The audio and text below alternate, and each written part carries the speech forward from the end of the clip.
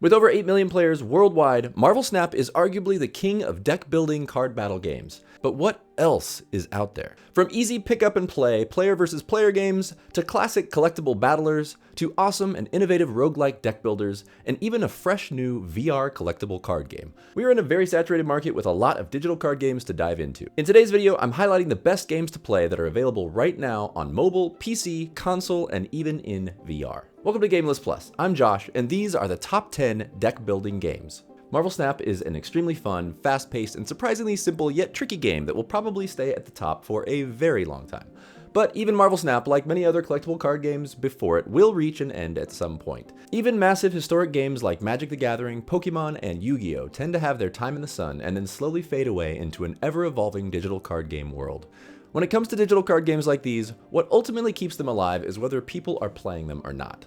For me, I'll play a game and thoroughly enjoy it until it either hits a paywall, the meta gets too convoluted to be enjoyable anymore, or I just simply lose interest. This list has all the essential games out there in 2024 that I really think are worth your time and money. Now, before we get started on this list, I do want to clarify that I am considering any game where you can build your deck and use it in gameplay as a deck building game.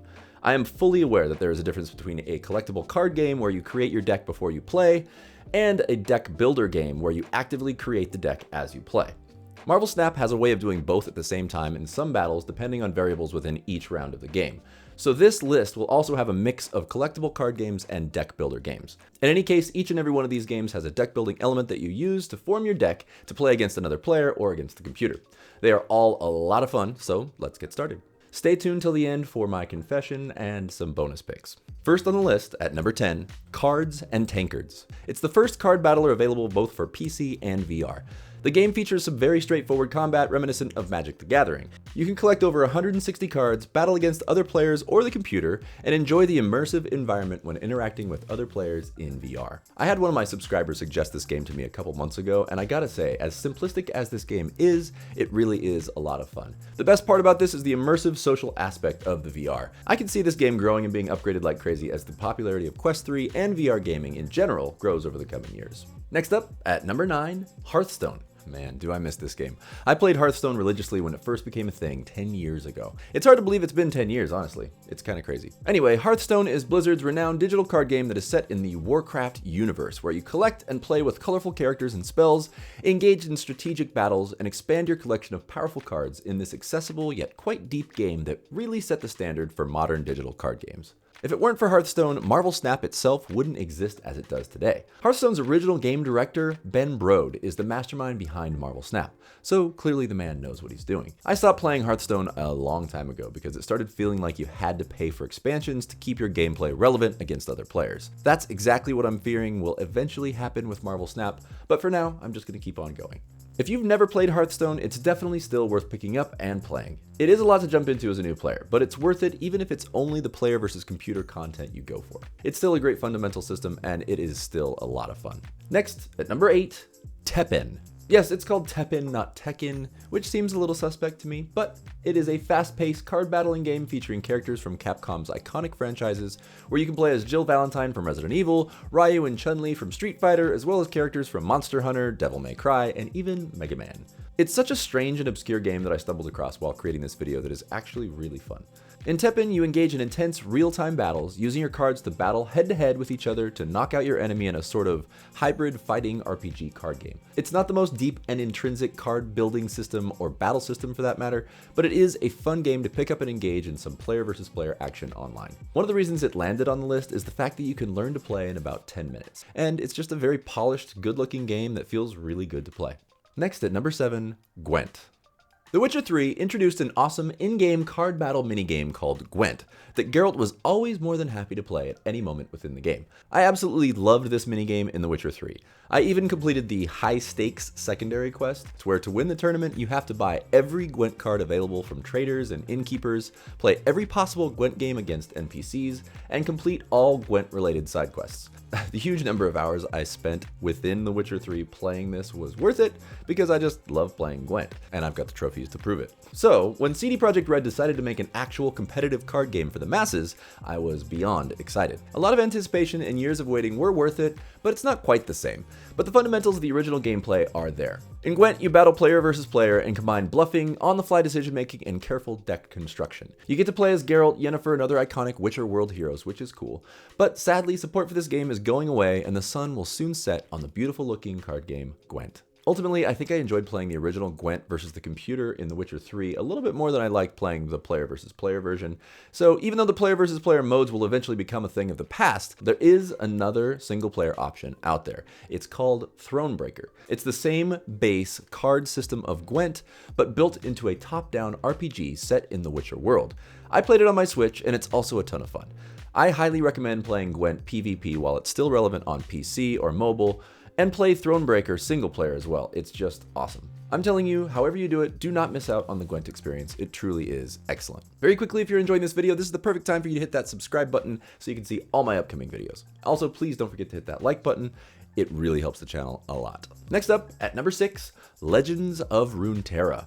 Legends of Runeterra is set in the League of Legends universe, which I actually only know from this game, crazily enough. I have a few friends who have been big fans of League of Legends for years, and I've also been super late to watching the TV show Arcane for ages. I need to get on it because I've heard it's amazing. This character-rich collectible card game allows you to build decks featuring iconic champions, use a lot of different tactics, and do your best to outsmart the other player in a very well-constructed battle system. Runeterra is like the next and much more polished iteration of Hearthstone in my mind. It's totally unaffiliated, but in a world of many Hearthstone clones like Shadowverse, Eternal, Elder Scrolls Legends, and many others, for me, Runeterra stands as the most polished, sleek, and better balanced free-to-play Hearthstone-like game. By the way, I just want to say right now, Magic the Gathering Arena is not on the list, and neither is Yu-Gi-Oh! Master Duel. Now you may throw your hands up and ask why, because many people love these games, but I don't. Picking up and playing any deck building game, especially collectible card games, requires a huge time commitment and quite a bit of dedication. All the collectible games that I have named so far require a lot of learning, but nowhere near as much time, energy, and money that would need to be dedicated to both Magic the Gathering and Yu-Gi-Oh! They're the two biggest real-life trading card games for a reason.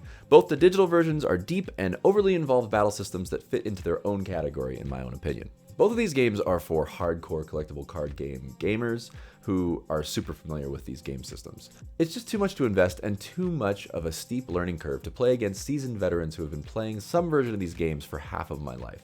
I subscribe to a lighter fare of card building games and collectible card games, and as you'll see from the rest of this list, they aren't all player versus player games. So anyway, back to the list. At number 5, Aces and Adventures. I love poker, I'm growing to love roguelike games, I love pretty graphics, fantasy, and magic. Aces and Adventures has all of that in no dad jokes, in great abundance. In this card-based adventure, you make tactical decisions and strategic plays using one of 5 characters, each with their own library of abilities.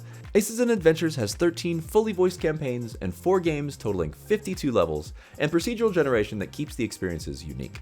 As you play and collect new cards, you can of course build your own decks and upgrade your abilities. Honestly, when I started playing this game, it just grabbed a hold of me and I just could not peel myself away from the screen. Being a poker player definitely makes the gameplay much more addictive. It's nice to see a full house come up at the right moment to help you beat a boss that was about to obliterate you. Using the combination of ability cards and traditional cards creates a very unique game experience that I'm going to continue enjoying for quite a long time. It is worth every penny. Next, at number 4, Griftlands.